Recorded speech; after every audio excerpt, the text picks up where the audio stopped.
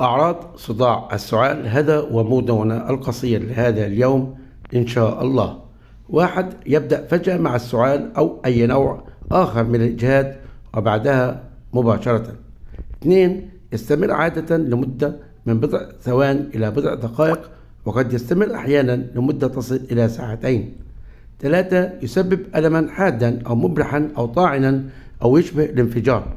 4. يصيب جانبي الرأس في العادة، وقد يكون أشد في مؤخرة الرأس. 5. قد يعقبه ألم ساكن وموجع يستمر لساعات.